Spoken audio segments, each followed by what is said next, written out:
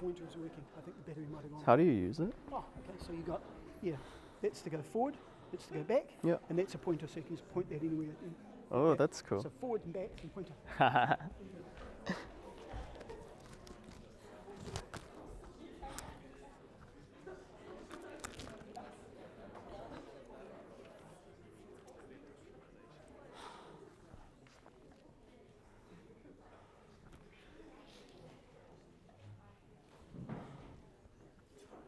Just waiting for my slides.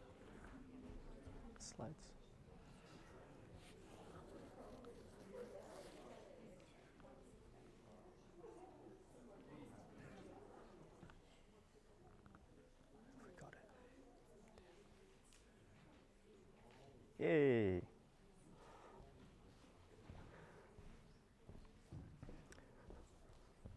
All right, everyone. Hello. I'm Michael.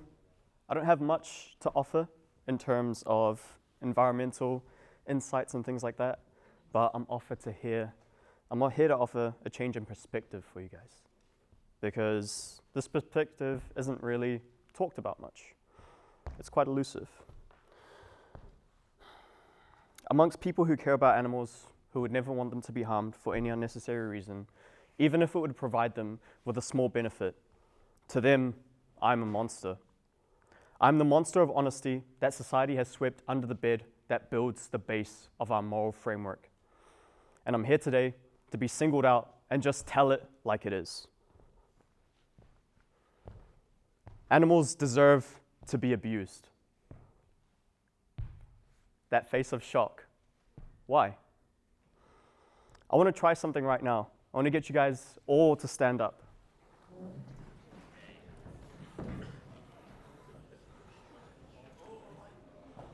Yeah, nice to have a stretch, right? Finally. But let's consider this. If you don't think that this is a truth, go ahead and take a seat.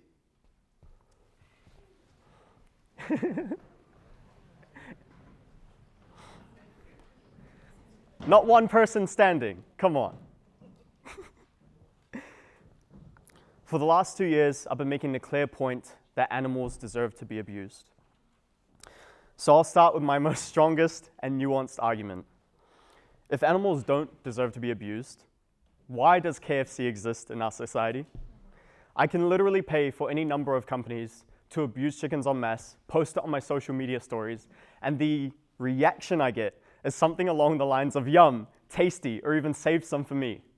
No one would call me out for it, would they? That's kind of how our society works.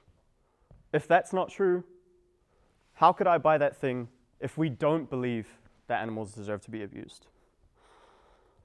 Let's pretend for a second that maybe they do. Do you really think that KFC doesn't abuse any one of the number of the millions of chickens they send to the factories? That they live in a paradise of some sort, and that they get magically transferred into a deep fry without pain? You guys are smarter than that, right? I hope so. So, if that's the case, even if eating animals is bad for the environment, even if it may cause them some suffering, and even if they aren't the healthiest things on earth, they just taste too good to keep their lives. Let's be plain and simple. So why are you still looking at me like I'm some kind of monster? A pig will never create a rocket ship. A chicken will never create cures for diseases. And a fish will never build cities. I've got a whole list of reasons why animals deserve to be abused. And these are the reasons, when plainly said out loud, make us resent monsters of honesty like me.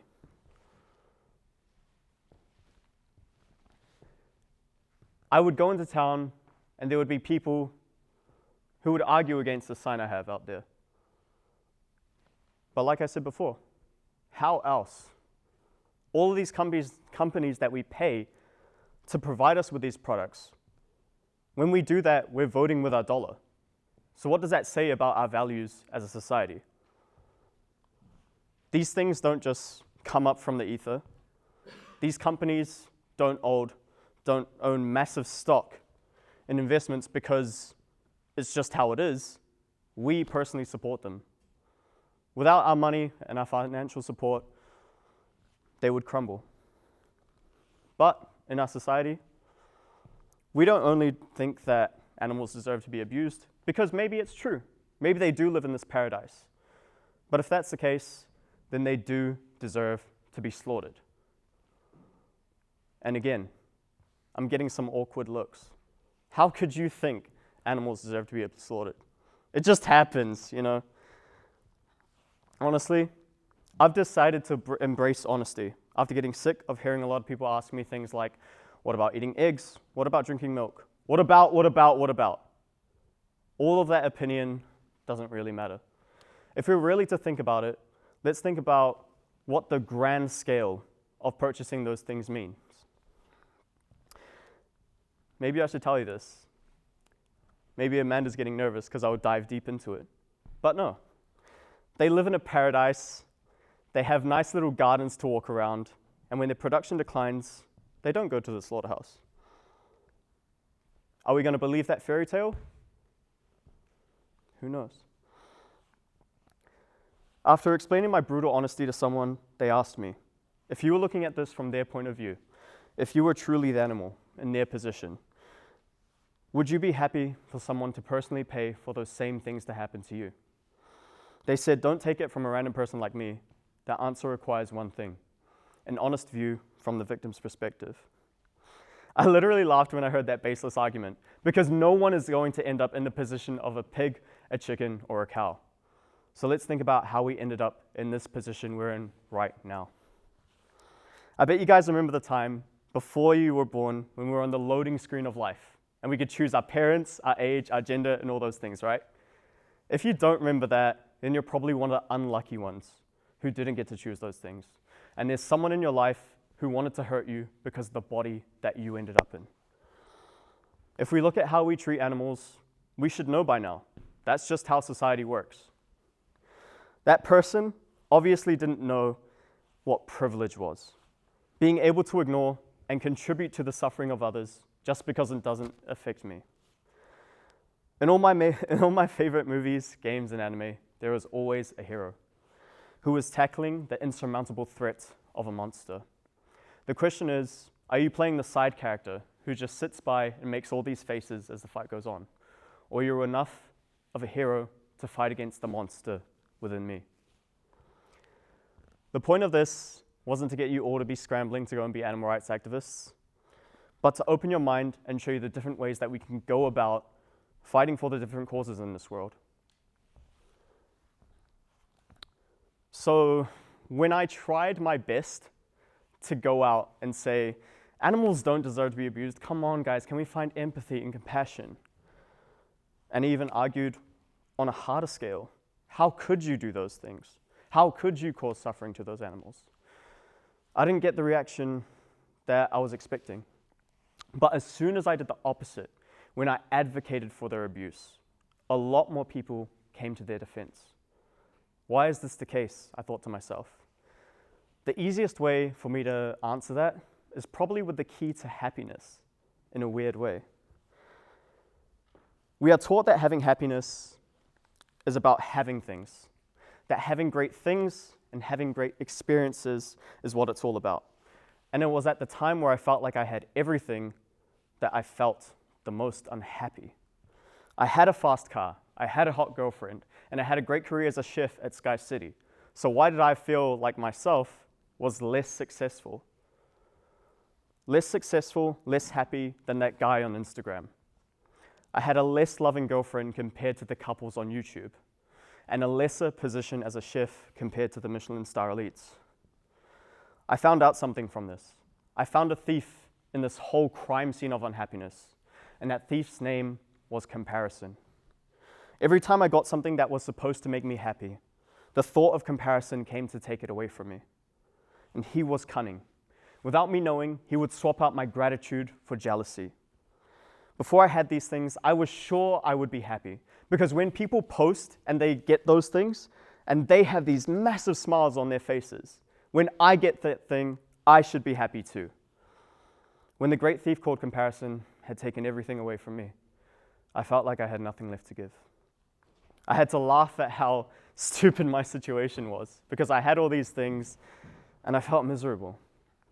I laughed to myself, and someone else saw that laugh. When my smile met theirs, it gave them everything they wanted in that moment, a connection. Then it clicked for me.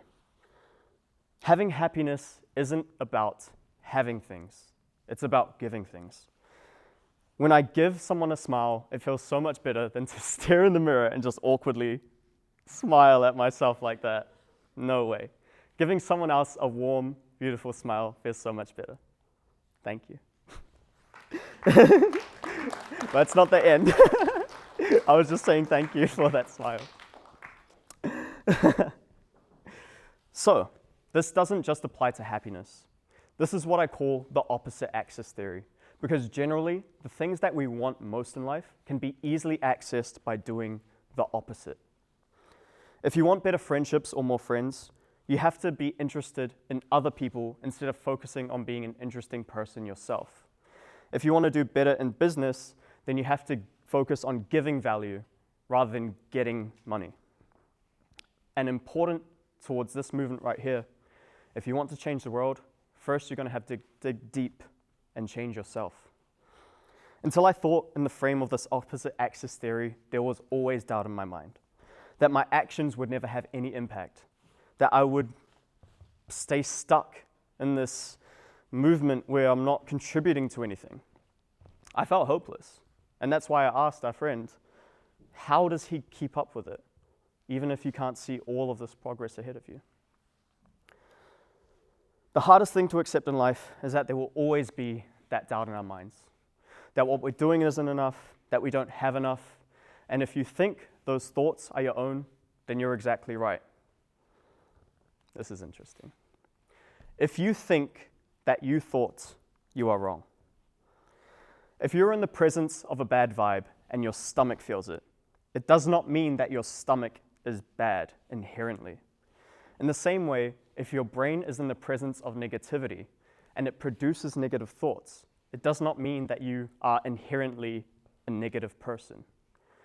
The brain is just an organ like any other that produces different results based on the environment given.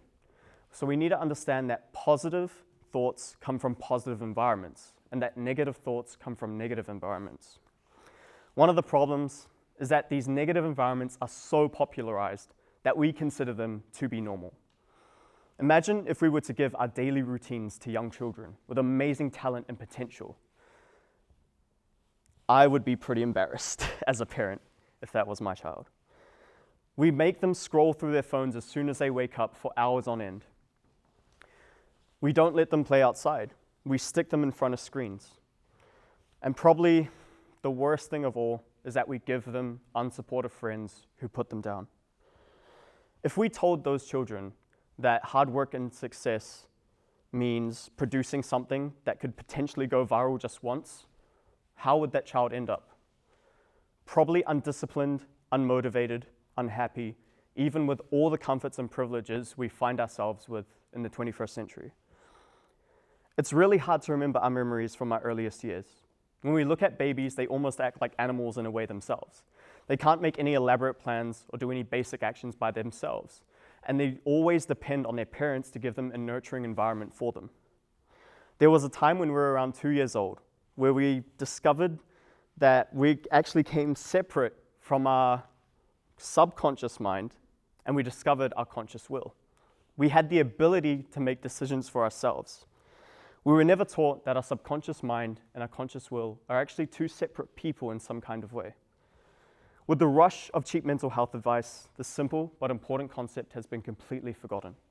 Just like with the wave of physical health advice, making you think that you can get abs in a 5-minute workout, they make you think that we can fix our mental health with a 5-minute mindset change.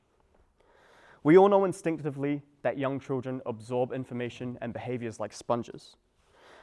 Even if we give them an environment filled with love, trauma, something in between, it will greatly influence how that child will turn out. We know this. But unfortunately, we have forgotten that that child will live forever within us. If our subconscious mind is our inner child, then a child always needs a parent to guide them. And that role is taken by our conscious will. The easiest way to understand the most important relationship that we will ever have, which is the relationship with ourselves, is to view it as a parent-child relationship. If our own goal is happiness, let's think about what happiness means for a child and a parent. For a small child, happiness means proving their capabilities to their parents. This reminds me of when I would win cooking competitions and I would want to show my mom and dad.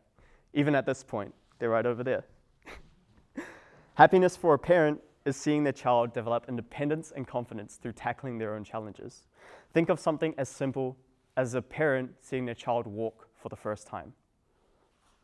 Your elders would refer to you guys as young adults, but what makes you an adult? There is no magic switch that will help you deal with the problems of the world more rationally than emotionally when you hit 18 or 21. It doesn't exist. And you probably know some examples of adults who constantly act like children. It's because they let their thoughts and emotions of their inner child guide their behavior, saying nasty things on Facebook. Our subconscious mind, like a child, will always suggest the most easy and fun thing to do in the moment. They will tell you things like, "We don't need to study for this test coming up." "I don't want to sleep." Things like that. My inner child told me so many times, and it's embarrassing, but that's why I have to have my phone here, is because it told me that I don't need to study for the speech. The more we listen to these ideas and think of them as our own, the more stressed out we feel. So why does our brain, that is a part of our bodies, make us do these things and try to sabotage our lives when both of us and our brains will suffer if we do that? Doesn't make any sense biologically. But the parent-child relationship will tell us.